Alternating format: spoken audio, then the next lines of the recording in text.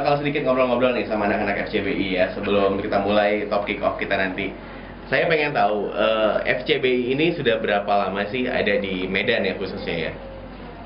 Kalau untuk di Medan sebenarnya terbentuknya di tahun 2009, tapi diresmikan sama FCBI Pusat itu dari tahun 2010. Oke, tapi sejak 2009 udah ngumpul-ngumpulin anggota ya? Ya, itu tugasnya sang ketua, sang korwil kan. Ketuanya nggak datang ya hari ini ya? Iya, lagi ada ini kuliah. Terus dia ngumpulin teman-teman masa-masa anak cules gitu. Terkumpullah di tahun 2010 lumayan banyak, terus diadakanlah kegiatan-kegiatan rutin, nobar, futsal. Diresmikannya tanggal 29 November 2010. Ntar lagi ulang tahun dong berarti iya. Ya? Oke, bagus. Ya, kalau dasar kalian suka sama Barcelona apa sih? Mungkin dari Alisa deh. Yang cewek, biasanya kan cewek tuh nggak suka bola, ya biasanya ngantuk kalau nonton bola. Ini kenapa nih? Apa ceritanya kok bisa sampai suka sama Barcelona? Awalnya memang anti bola. Tapi nggak tahu ini ya sukanya pas awal tahun 2010 sama adik aku yang paling kecil, dia juga ngefans Barca. Tiba-tiba dia ngajak dan aku tengok permainannya cukup menarik ya, nggak membosankan. Kan biasanya sih nonton bola yang lambung sana lambung sini, kejar-kejaran sakit lambung akhirnya.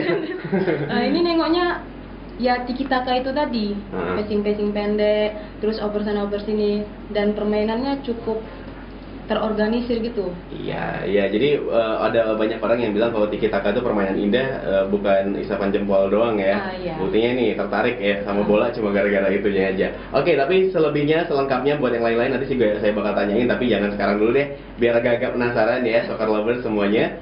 Jadi kita bakalan ngobrolin lagi tuh nanti di Fans Corner. Tapi sebelum itu sekarang kita ngobrol dulu nih ya di top kick off kita punya kabar seputar Arthur Irawan. Ini sebenarnya berhubungan juga sama kota Barcelona ya. Ini salah satu klub yang juga jadi lawan derbynya Barcelona, Espanyol. Dan ya saya yakin lah mereka juga tetap bangga walaupun yang dibela itu cuma Espanyol gitu ya, bukan Barcelona. Tapi ini satu langkah besar buat sepak bola Indonesia. Seperti apa obrolan kita? Tungguin aja, kita masuk dulu ya ke top kick off.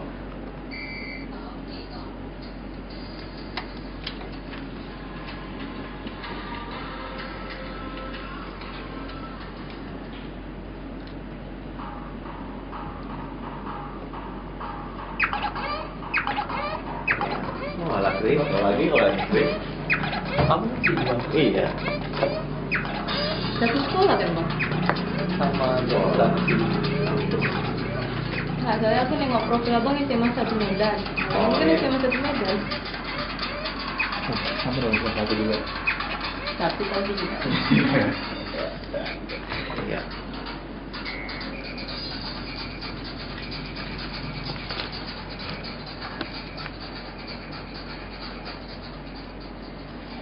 Yap, sekarang kita ada di top kick off di 90.8 Mix FM Cuy Kupintau. Kita masih ada di Soccerholic tentunya, dan seperti yang saya bilang tadi, kita bakal ngobrol-ngobrol seputar Arthur Irawan. Sebagian dari Anda mungkin udah tahu ya seputar kabar tentang Arthur Irawan ini. Dia sudah pindah ke Espanyol dan sudah dikontrak juga. Tapi mungkin sebagian lagi banyak juga yang belum tahu, jadi kita bakal ngobrol nih sama anak-anak FCBI, dan mereka juga kayaknya tahu kok ya sama informasi seputar Arthur Irawan.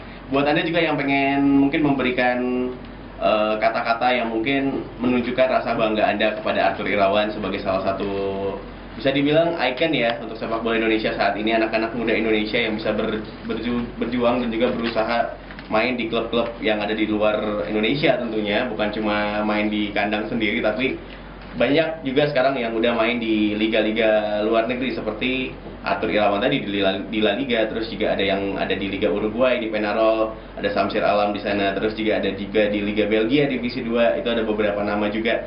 Jadi sekarang kita bakal ngobrol dulu untuk Arthur Irawan ya. Anda boleh share ke saya opini Anda, pendapat Anda. Caranya gampang, tinggal SMS aja ke sini Soccer Lovers di 0819822908, atau kalau pengen telepon, pengen ngobrol-ngobrol langsung sama anak-anak dari FCBI Medan ini, bisa telepon langsung ke 822-112. Oke, kita mulai nih ya. Arthur Irawan dalam beberapa hari ini bisa dibilang jadi topik perbincangan ya oleh masyarakat sepak bola Indonesia. Bukan cuma karena kontroversi tentunya, tapi karena prestasi besar yang dia dapat. Arthur Irawan berhasil mendapatkan kontrak profesional jangka panjang ya selama kurang lebih 4 tahun dari salah satu peserta La Liga Espanyol. Gimana nih komentar kalian semua nih sebagai pecinta sepak bola Indonesia gitu ya. Gimana ngelihat Arthur Irawan ini jadi salah satu pemain di klub yang cukup besar juga La Liga di Espanyol? Boleh silakan. Masing-masing dapat kok nanti. Jadi silakan komentarnya nih, komentar gimana? Tentunya bangga ya sebagai orang Indonesia kita memiliki pemain yang berbakat hingga bisa ke Spanyol sana. Karena di Indonesia ini ya banyak pemain-pemain berbakat tapi tidak terdeteksi lah istilahnya sama PSSI. Iya, sebaiknya pemain yang seperti ini yang kita perlu kita kembangkan dan kedepannya kita makin semangat untuk mencari pemain-pemain berbakat lainnya seperti Arthur Irawan ini. Oke, kalau Chris gimana Chris? Kalau dari aku sih hampir sama jawabannya dengan Dayat. Sebenarnya Indonesia patut bangga dengan prestasi yang dicatatkan oleh Arthur Irawan ini. Karena kenapa? Sebenarnya Indonesia mempunyai banyak pemain-pemain bola yang berusia muda ya, yang mempunyai skill yang bisa dibanggakan lah ya. Nggak hanya di kancah nasional aja, mungkin di internasional. Karena beberapa nama seperti Raja Nainggolan, Arthur Irawan ini, itu seharusnya Indonesia bisa berpikir atau PSSI lah bisa lebih menggencarkan pencarian bakatnya kepada kaum muda gitu, terutama di dunia sepak bola ini.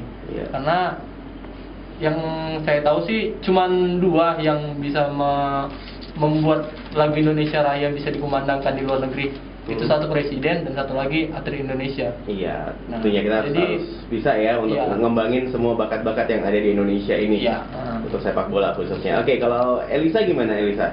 Komentarnya seputar Arthur Irawan yang sekarang nih lagi banyak banget yang memperbincangkan dia gitu ya, karena memang baru terjadi minggu-minggu ini kontrak dia yang dia tanda tangani bersama dengan Espanyol. Pertama baca beritanya ya di internet gitu. Ya bangga aja, apalagi itu kan diterbitkan di situs resminya Espanyol gitu kan. Arthur Irawan pemain Indonesia, wah Indonesia gitu kan. Terus apalagi komentar dia nggak akan melupakan negaranya. Suatu saat pun dia akan bermain di timnas. Dan setahu saya juga dia awalnya ini ya ikut trial di beberapa klub-klub di Inggris ya. Itulah, jadi cukup membanggakan dan mungkin suatu saat dia bisa ke Barcelona gitu. Amin ya. Biar makin semangat nontonnya ya. Betul. Iya benar.